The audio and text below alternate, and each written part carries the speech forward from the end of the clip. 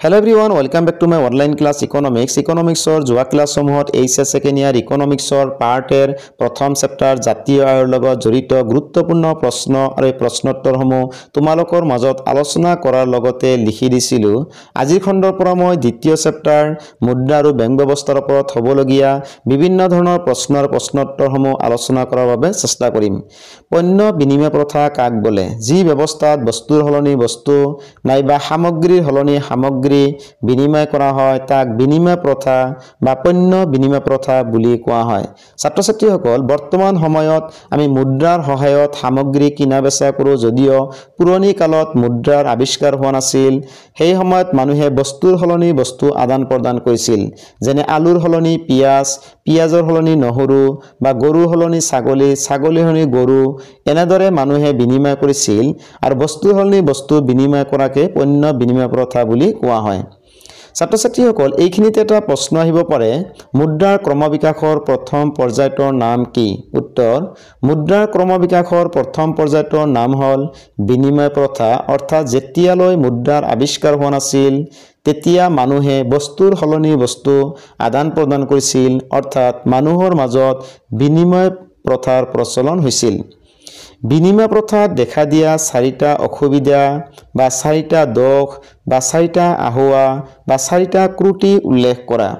ছাত্ৰ-ছাত্ৰীসকল বস্তুৰ সলনি যে বস্তু আদান প্ৰদান কৰা হৈছিল সেই ব্যৱস্থাটো ভাল আছিল নে? নিশ্চয় সেই ব্যৱস্থাটো ভাল নাছিল। সেই ব্যৱস্থাত বিভিন্ন ধৰণৰ সমস্যাৰ সন্মুখীন হ'বলগীয়া হৈছিল। এনে ব্যৱস্থাত দেখা দিয়া প্ৰধান সমস্যাসমূহ হ'ল: 1 নম্বৰ অভাৱৰ সংগতিহীনতা, 2 নম্বৰ মূল্য নিৰ্ধাৰণৰ অসুবিধা, 3 নম্বৰ অবিভাজনীয়, 4 নম্বৰ সঞ্চয়ৰ অভাৱ বা মূল্যৰ ভঁৰালৰ অভাৱ। ছাত্ৰ-ছাত্ৰীসকল প্ৰতিটো পইণ্ট মই তোমালোকক চমুকৈ বুজাই দিবৰ বাবে চেষ্টা কৰিছোঁ যাতে যিকোনো পইণ্টৰ পৰা প্ৰশ্ন আহিলে তুমি পৰীক্ষাত সেই প্ৰশ্নৰ উত্তৰটো অতি সহজে লিখিব পাৰা। বিনিময় প্ৰথাত দেখা দিয়া প্ৰধান সমস্যাসমূহ তলত চমুকৈ আলোচনা কৰা হ'ল। 1 নম্বৰ অভাৱৰ সংগতিহীনতা। মানুহৰ অভাৱৰ মিল থাকিলে বিনিময় প্ৰথা কাৰ্যকৰী হয় যদিও অভাৱৰ মিল নাথাকিলে বিনিময় প্ৰথা কাৰ্যকৰী নহয়। উদাহৰণস্বৰূপে ধৰা হ'ল A আৰু B নামৰ দুজন ব্যক্তি আছে।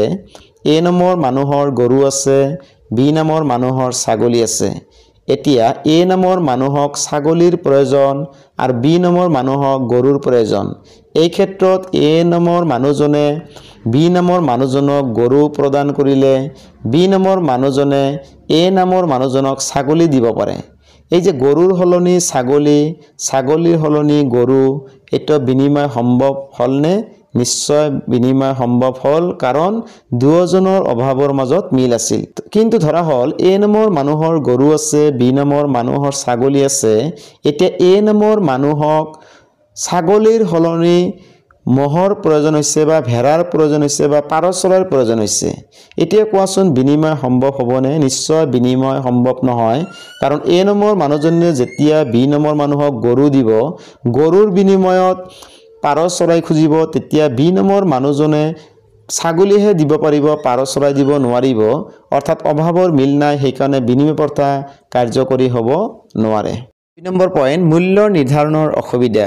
বিনিময় প্ৰথাৰ আন এটা প্ৰধান অসুবিধা হ'ল এনে ব্যৱস্থাত সামগ্ৰীৰ মূল্য নিৰ্ধাৰণ কৰিব নোৱাৰি। ছাত্ৰ-ছাত্ৰীসকল বৰ্তমান সময়ত সামগ্ৰীৰ মূল্য টকাৰ সহায়ত জুখিব পাৰি। অৰ্থাৎ 1 কেজি আলুৰ দাম, 1 লিটাৰ গাখীৰৰ দাম, এটা মোবাইলৰ দাম কিমান হ'ব অতি সহজে আমি টকাৰ সহায়ত জুখিব পাৰি বা ক'ব পাৰি। কিন্তু আগৰ দিনত যিহেতু টকাৰ আৱিষ্কাৰ হোৱা নাছিল, মুদ্ৰাৰ প্ৰচলন হোৱা নাছিল, সেইবাবে বস্তুৰ মূল্য জুখিব পৰা নগৈছিল। ইয়ে হ'ল বিনিময় প্ৰথাৰ এটা প্ৰধান সমস্যা। 3 নম্বৰ অবিভাজ্যতা বা অবিভাজনীয়। বিভাজন কৰিব নোৱাৰা সামগ্ৰীৰ ক্ষেত্ৰত বিনিময় প্ৰথা কাৰ্যকৰী হ'ব নোৱাৰে। যেনে এটুকুৰা ৰুটি আৰু এটুকুৰা হাতীৰ বিনিময় সম্ভৱ নহয়।